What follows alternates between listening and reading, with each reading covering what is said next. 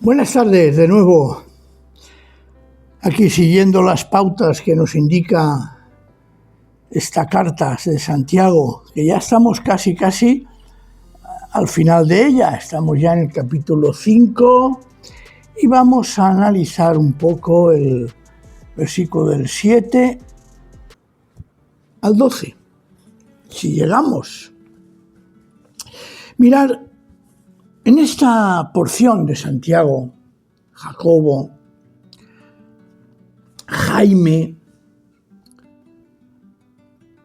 nos dice tres elementos importantes. Primero, nos habla de paciencia y esperanza. Después, nos habla de una actitud ante un hermano o los hermanos.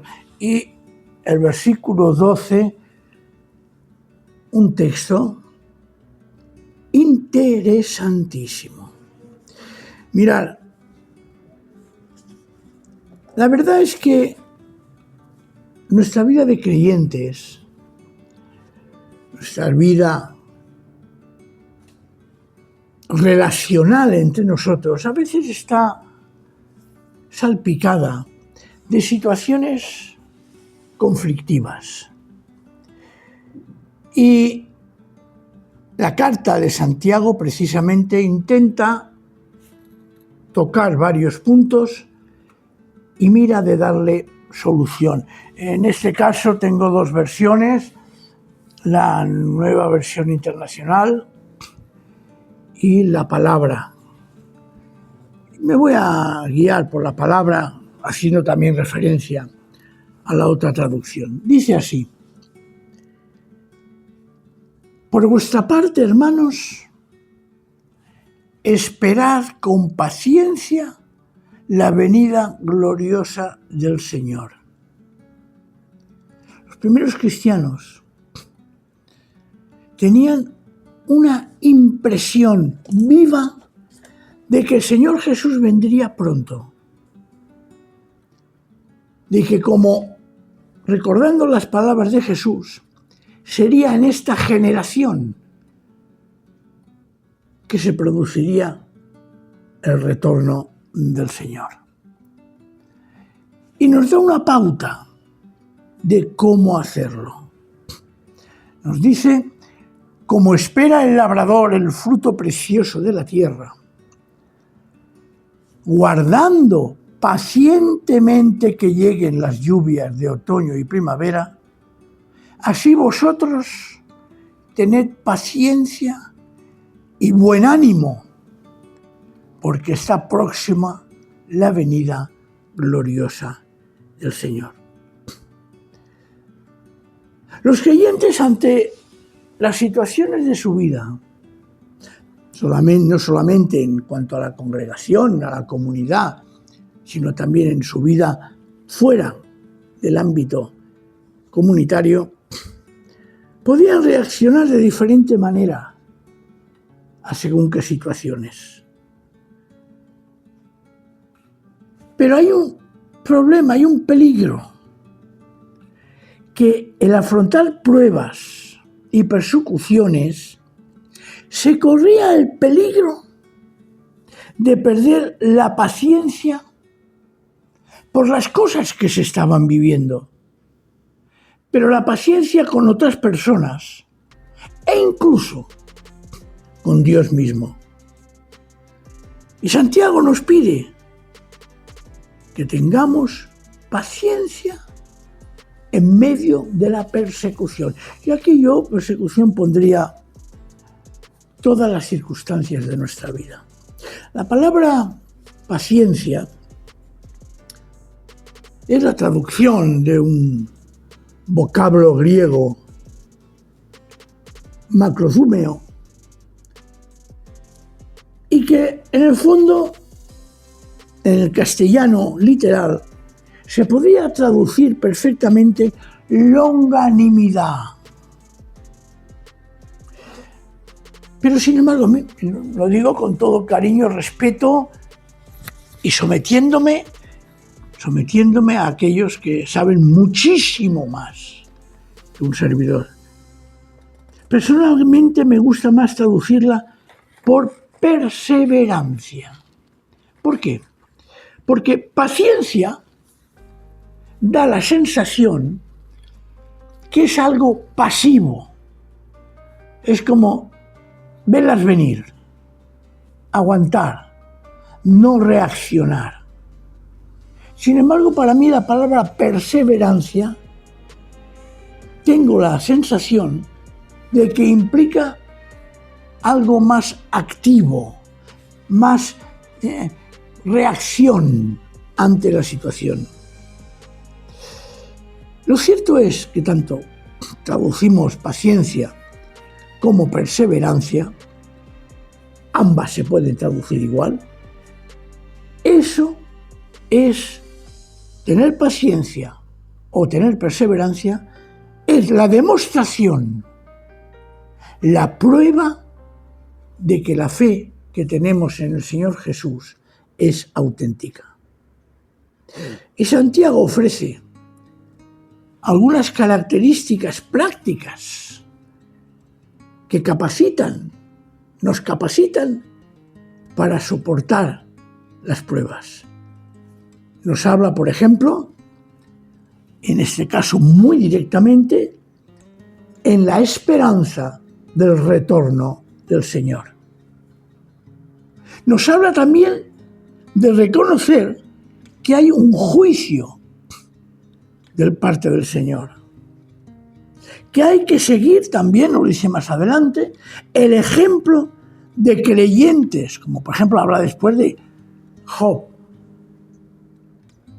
de intentar comprender el propósito del Señor, que tiene cuando permite que pasemos por esas pruebas, y el considerar sobre todo el carácter del Señor. Pero vamos a ver, por ejemplo, algo interesante. Dice, como espera el labrador el fruto precioso de la tierra, aguardando pacientemente que lleguen las lluvias de otoño y primavera, así vosotros tened paciencia y buen ánimo. Fijaos, paciencia y buen ánimo, porque está próxima la venida gloriosa del Señor. La palabra venida, o la segunda venida del Señor Jesús, es la traducción de una palabra griega que es parusía. Y es una palabra muy importante. Es una palabra que es muy común y muy empleada en el Nuevo Testamento para referirse precisamente a la segunda venida del Señor. Parusía, esa palabra, se refiere más que a la simple venida. El Señor ha de venir, el Señor ha de volver, el Señor lo que está incluyendo un concepto que a veces se nos escapa, que es la idea de presencia. Por eso yo creo que estaría muy bien también traducirla como llegada. La gran esperanza que todos los creyentes tenemos es la llegada de Jesús el Cristo, cuando venga a dar precisamente la presencia del reino de Dios en su pueblo. A lo largo de la Escritura, el hecho de que venga Jesús se cita muchas veces. Nuestro Señor Jesucristo muchas veces dijo que volvería. Tenemos, por ejemplo, la promesa que hizo en el Monte de los Olivos, en Mateo 24, capítulo 24-25, en Marcos capítulo 13, en Lucas 21, donde Él le dice a sus discípulos que va a volver. Y también enseñó, como tenemos, repito, en Mateo 24, del 5 al 26, que su venida estaría precedida de señales muy concretas. Es decir, su presencia, antes de que llegase Él, habría una serie de señales. Y Él describió, Jesús, su venida, su presencia, como un hecho espectacular y un hecho culminante. Y lo compara, como podemos encontrar en Mateo 24, como la luz del relámpago en el cielo. Así que se nos enseña, Santiago, que tengamos paciencia y buen ánimo, porque está próxima la presencia gloriosa del Señor. Y cuando Él vuelva, habrá un consuelo especial para todos aquellos que, como antes ha dicho en el versículo 7 y 8, tenemos la esperanza y estamos soportando pruebas y persecuciones. Por eso se nos invita a vivir una vida consagrada. Cuando la Escritura aparece, por ejemplo, que seamos santos. A veces esa palabra, ser santos, en ocasiones, para mi opinión, demasiadas, lo confundimos con algo moral, que no digo que no, pero cuando la Escritura habla de que somos santos, la palabra santo es estar separado para Dios. ¿Que eso implica una repercusión moral? Claro que sí. Claro que sí. Pero esencialmente es estar separado para Dios. Con lo cual, fijaos que vivir en santidad no es algo especulativo, no es algo ideal, sino es concretamente vivir auténticamente la santidad de Dios.